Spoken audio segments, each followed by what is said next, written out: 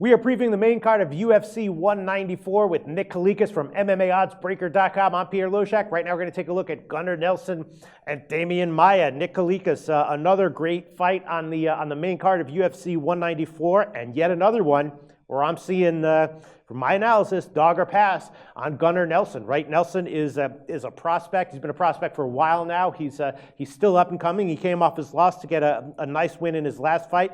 Demian Maia, excellent, awesome, grizzled veteran. He's 37 years old. He's 10 years older. Both these guys are world-class grapplers.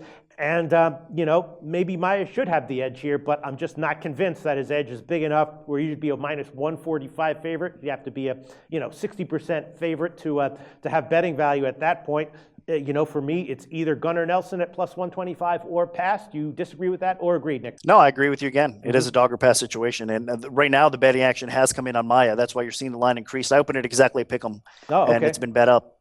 Yeah, and this is what you just said. I mean, you have two of the best grapplers in the weight class going at it here. I mean, so they should neutralize each other out on the ground, right? I mean, I know Maia has been able to take most of his opponents down. He's been able to smother them, if not submit them. I mean, that's what he does best. He's a tremendous grappler.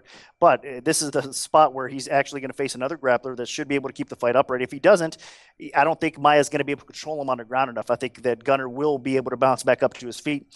And on the feet, he's going to have a significant advantage. I know Maia's stand-up game is serviceable. It's not really all that explosive. He doesn't have too many weapons he can use. I mean, he just does enough to basically get inside and close the gap and then look for the takedowns.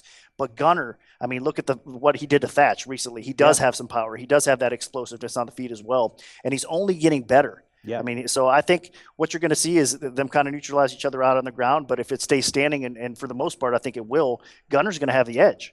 So if he has the edge, I think there's a possibility that he ends up catching Maia along the way, knocking him out. If not, he should be able to outpoint him to a 3-round decision now. Do you expect this line to continue to get bet up and maybe get even up to like 160, 180? I hope so. I mean, because there'll be a tremendous amount of value on the other side. But I don't know. I mean, and this is another scenario where MMA math comes into play. A lot of people are going to be looking at, if they have a similar opponent. And obviously, Demian Maia just ran through Rick Story, choked him out fast. Yeah. Right. And then Rick Story actually has a win over Gunnar Nelson. And that was Gunnar's toughest fight to date, definitely. I mean, he basically woke up. He got a wake-up call there and showed him that, you know what, you're not invincible as you think. With a guy like Story, I mean, you got to improve your game and elevate it to a whole nother level. So Maia was able to dispose of Story quickly, and Gunnar lost to him. So I think a lot of people have that in the back of their minds thinking, well, Maia should be able to roll, I mean, in this spot. But you got to throw all that stuff out the window. I mean, MMA math does not work. This is a different matchup.